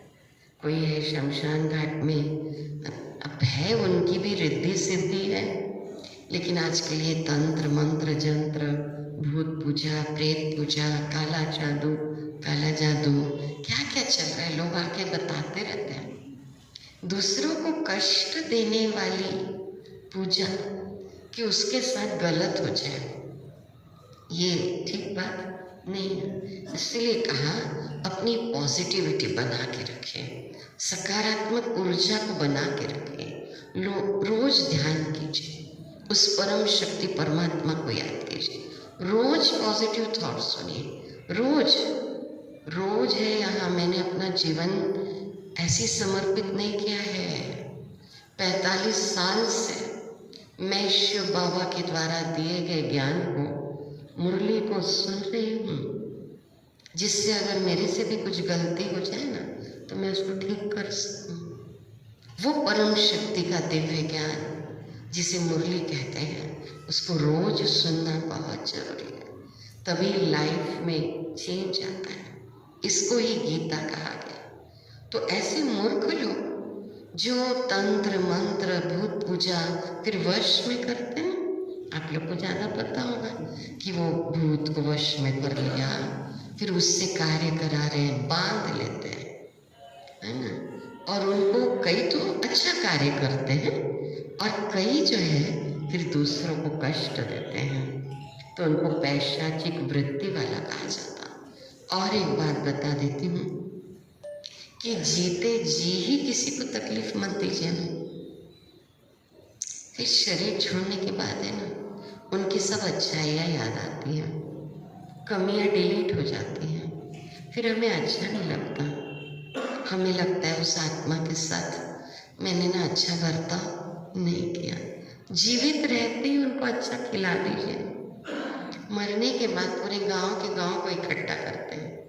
कहते 3 चीज़ों में बहुत खर्चा होता है, एक तो मकान बनाने में, दूसरा शादी करने में, और तीसरा ये श्राद्ध या 13वें दिन के बाद इतने लोगों को बुलाता। जीते जी अपनी माँ को जो पसंद है वो खिलाता, अपने पिता को जो पसंद है वो खिलाता, अपने दादा दादी को जो पसंद है वो खिलाता। डॉक्टर ने मना किया है, ठीक है, कुछ ख्याल रखना पड़ेगा, लेकिन अच्छा व्यवहार तो कर सकते हैं ना, उनके साथ समय तो व्यतीत कर सकते हैं ना। तो परमात्मा ने इन दिव्य गुणों की बात कही, तामसिक रासिक सात्विक भोजन की भी बात कही 17वें अध्याय में, कि लोग अपनी रुचि के अनुसार भोजन पसंद करते हैं। इस प्रकार से उनकी ऐसी रुचि यज्ञ तपस्या तथा दान में भी होती है। अब मुझसे इन भेदों के बारे में सुनो।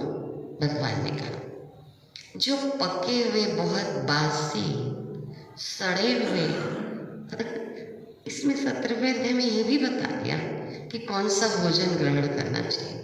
प्रदूषित तथा अशुद्ध प्रकार के भोजन तमोगुणी व्यक्तियों के प्रिय भोजन है, ठीक। और हे पार्थ पुत्र, जो भी यज्ञ कर्म तथा तप बिना श्रद्धा के किए जाते, बिना श्रद्धा के, वो असत कहलाते हैं और वे लोक और परलोक दोनों में व्यर्थ हो जाते हैं। तो भोजन परमात्मा ने बहुत प्यार से समझाया कि फल है। अब विश्वरूप राय चौधरी की बात पुनः आ जाती है।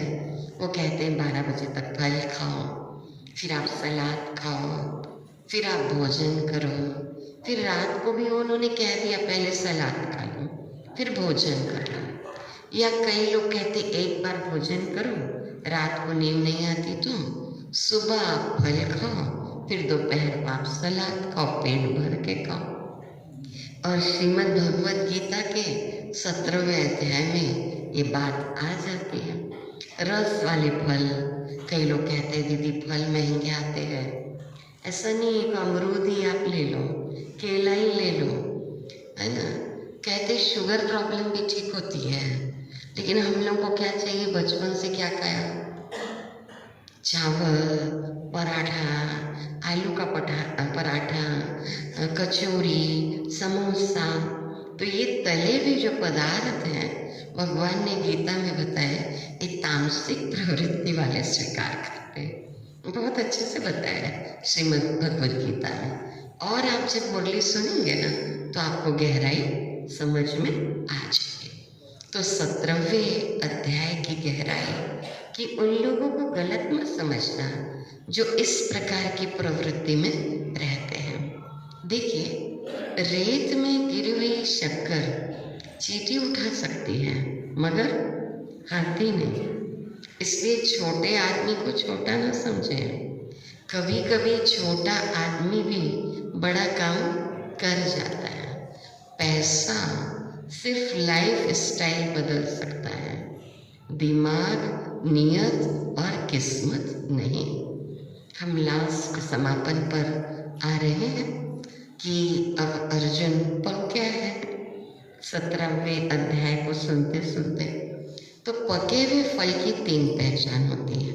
वो एक तो नरम हो जाता है, दूसरा मीठा हो जाता है और तीसरा उसका रंग बदल जाता है। इसी तरह से परिपक्व व्यक्ति की भी 3 पहचान होती है। पहली उसमें नम्रता होती है, दूसरी उसकी वाणी में मिठास होती है और तीसरा उसके चेहरे पर आत्मविश्वास का रंग होता है। तो अब अर्जुन भगवान को कह रहे हैं, ये आपका भी उत्तर हो सकता है। संन्यास महाभाव तत्वमिच्छामि वेदितुम त्यागस्य च ऋषिकेश पृथक केशि निषु दिना।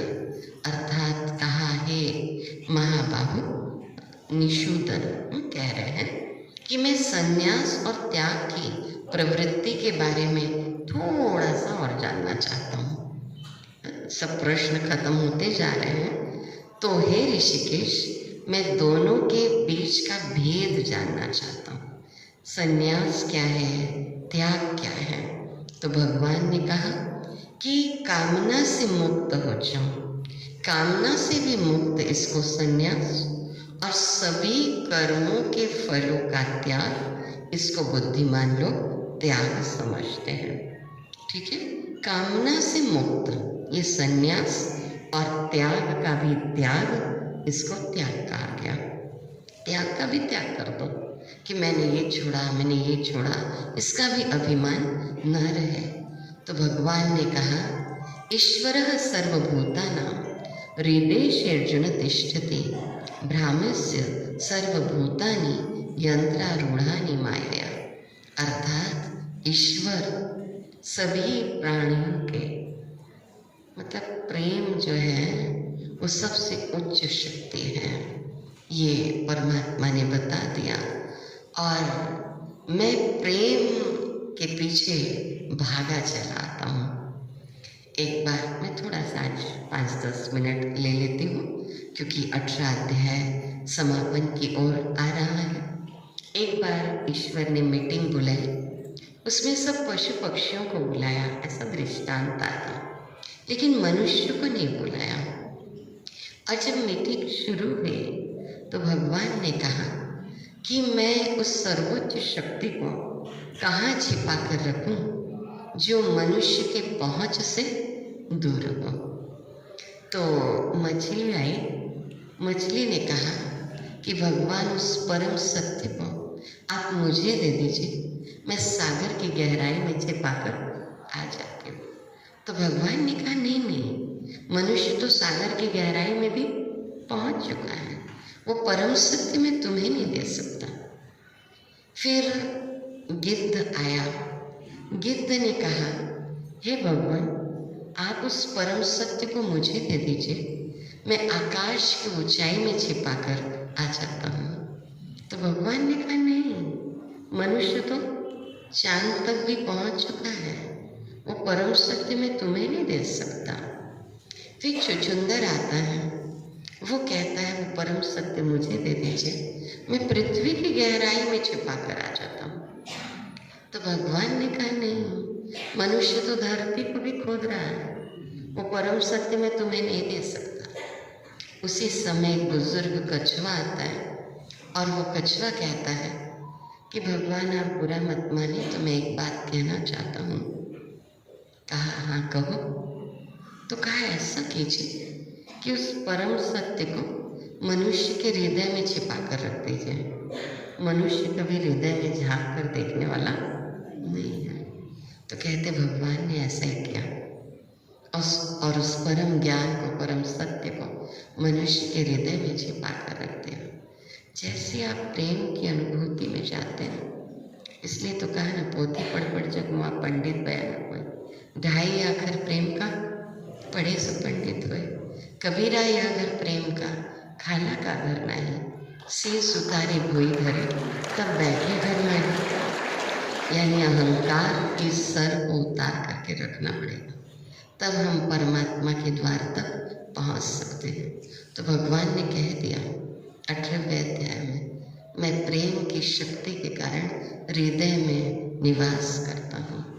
तमेव शरणं गच्छं सर्वभावेन भारत, तत्प्रसादात् परम शांति स्थानम प्राप्स्यसि शाश्वतम। अर्थात हे भरतवंशी, तुम अब ईश्वर की शरण में आ जाओ, और ईश्वर की शरण में आने से तुम परम शांति की अनुभूति कर सकते हो और अविनाशी परम पद को प्राप्त कर सकते हो।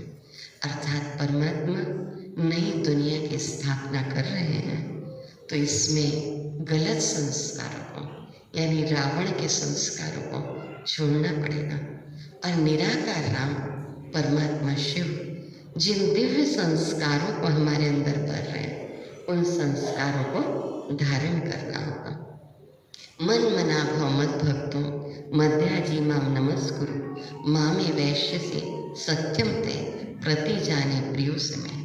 सदा मेरा चिंतन करो अर्जुन, योगी बनो, भक्त बनो, मेरी आराधना करो।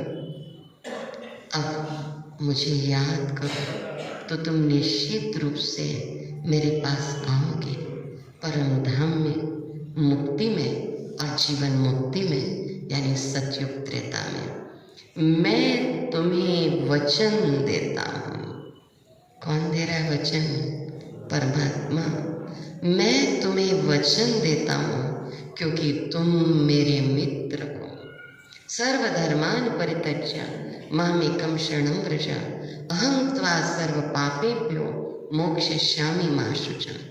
सब धर्मों का, धर्म माना एक जो बंधन है आत्मा को, उस बंधन का त्याग कर मेरी शरण में आ जाओ, मैं तुम्हें सर्व पापों से मुक्त कर दूंगा, डरो मत।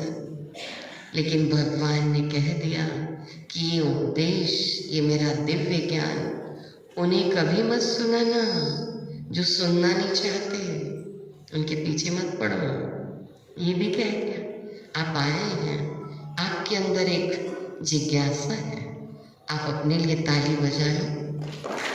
भगवान ने कह दिया जो असंयमी हैं, जो मेरे भक्त नहीं हैं, उन्हें नहीं सुनना चाहिए, नहीं सुनाना चाहिए। जो आध्यात्मिक विषयों के इच्छुक नहीं हैं, उन्हें कभी नहीं सुनाना चाहिए। और जो मेरे प्रति द्वेष रखते हैं, उनको तो बिल्कुल मत सुनाना अर्जुन। ये बात कह दी, तो इस गुह्य ज्ञान को मेरे भक्तों को सुनाओ, जो प्रिय कार्य कर रहे हैं उनको सुनो। निश्चित रूप से वे इस ज्ञान को समझेंगे और उनकी अपेक्षा मेरी सेवा कोई भी प्रेम पूर्वक नहीं कर सकता। जो योगी है, ध्यानी है, मैं जो श्रीमत देता हूँ उस श्रीमत पर जो चलते हैं वो बहुत प्रिय है, और उनके जैसी प्रेम पूर्वक सेवा कोई नहीं कर सकता। और इस पृथ्वी पर न तो उनसे अधिक मुझे कोई प्रिय है और न ही रहेगा। और अब लास्ट आ रहे हैं परमात्मा, सुन लीजिए इसको ध्यान से। मैं ये घोषणा करता हूँ, आपकी आपके अंदर एक रोंगटे खड़े हो जाएंगे। मैं ये घोषणा करता हूँ कि जो हमारे प्रिय पवित्र संवाद का अध्ययन करते हैं, यानी गीता सुनते हैं, मुरली सुनते हैं, ज्ञान की मुरली, उसका रसपान करते हैं, वे ज्ञान के समर्पण द्वारा अपनी बुद्धि के साथ और भावना के साथ दोनों का बैलेंस रख के मुझे याद करेंगे, ऐसा मेरा मत है। वे जो श्रद्धा युक्त तथा द्वेष रहित होकर केवल इस ज्ञान का रसपान करेंगे, शास्त्रों के आध्यात्मिक रहस्य को समझ जाएंगे, तो वो पवित्र लोक यानी परम धाम को प्राप्त करेंगे और जीवन मुक्त अर्थात सतयुग त्रेता को प्राप्त करेंगे, जहाँ पुण्य आत्माएं निवास करती हैं।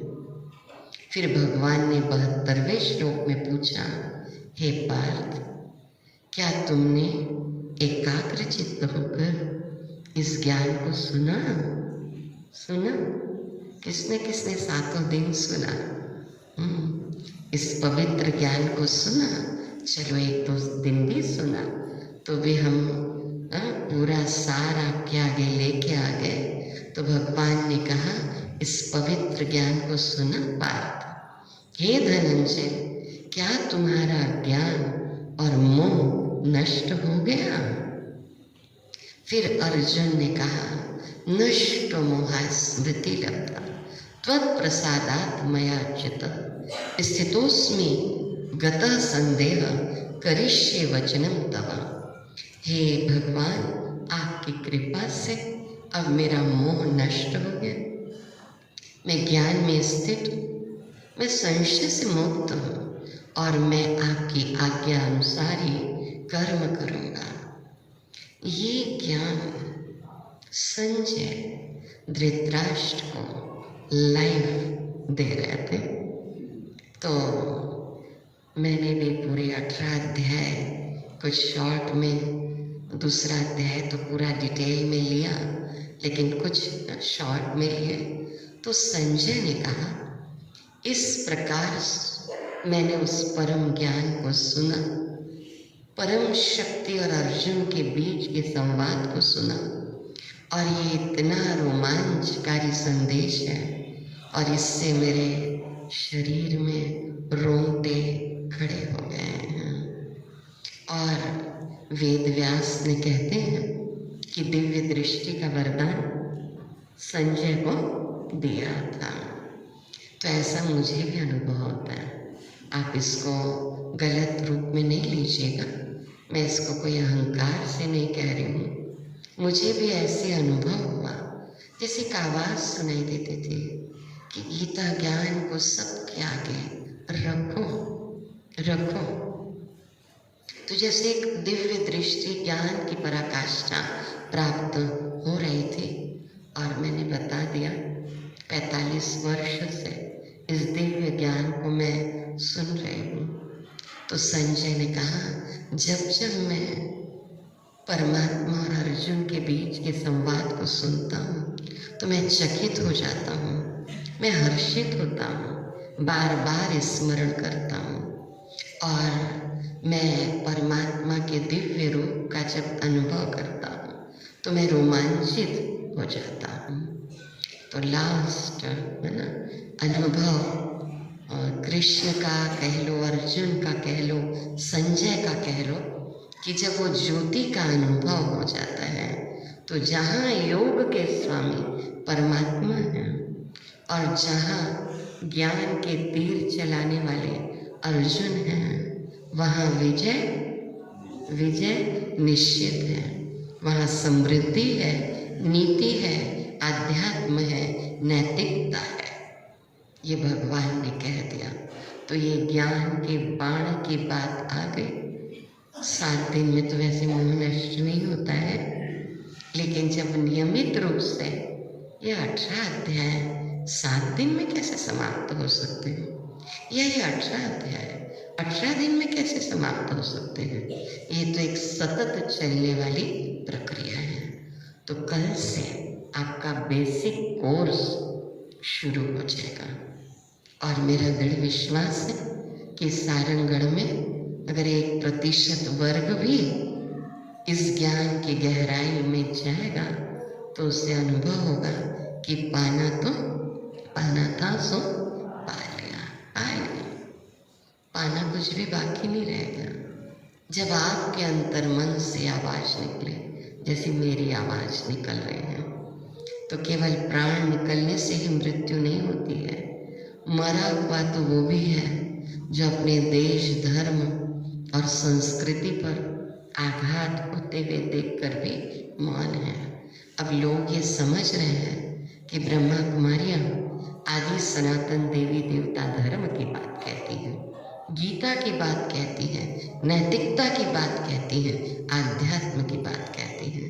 नहीं तो कई लोग कुछ समझ लेते थे। कोई समझते थे क्रिश्चियन है, कोई समझते थे ये है वो है, कई बातें कहते थे। लेकिन जब यहाँ आकर सुनते हैं तो हिंदू धर्म आदि सनातन देवी देवता धर्म सर्व धर्मानि परित्यज्य मामेकं शरणं व्रज, ये गीता में बात है। और कृष्ण भी इसकी गहराई में जा रहे हैं। तो देखिए, अब खुद मझधार में होकर अगर आप औरों के साहिल बन सकते हैं तो ईश्वर जिम्मेवारी उसी को देते हैं ना जो निभाने के काबिल होते हैं। तो बहुत अच्छे से ये 18 अध्याय का हमने रसपान किया, और रसपान करते करते आप भाव विभोर भी हुए होंगे। लेकिन अब ज्ञान स्वरूप होकर, भावना में स्थित होकर उस परम शक्ति के दिव्य ज्ञान को आगे भी सुनिएगा। ठीक है, तो कल पुनः 5:30 बजे आप जरूर आइएगा और हम बेसिक कोर्स की गहराई में आगे बढ़ेंगे। ओम शांति।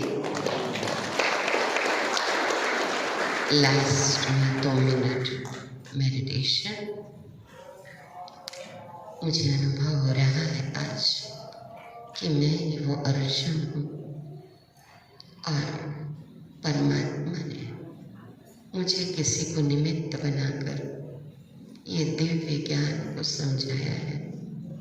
प्रभु, मैं आपको कभी भी नहीं भूल सकती, नहीं भूल सकता।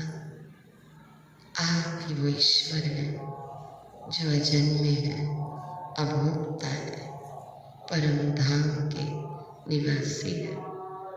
भगवान, मेरा मोह नष्ट हो चुका है और मैं काम, क्रोध, लोभ, मोह, अहंकार, ईर्ष्या, घृणा, द्वेष, आलस्य, अलबेलापन, भय, इन विकारों से युद्ध करने के लिए तैयार हूँ। हे जग पिता, हे जग प्रभु, मुझे अपने नाम का दान दो, तुझे अपने मन में मैं देख लूं। वह ज्ञान दो, वह ध्यान दो, हे जग पिता, हे जग प्रभु। मेरा सरल शुद्ध व्यवहार हो, मुझे बैर भाव से तार दो। मेरा सरल शुद्ध व्यवहार हो, मुझे बैर भाव से तार दो। मेरा हर किसी से प्यार हो, मेरा हर किसी से प्यार हो, मुझे ऐसा प्रेम महान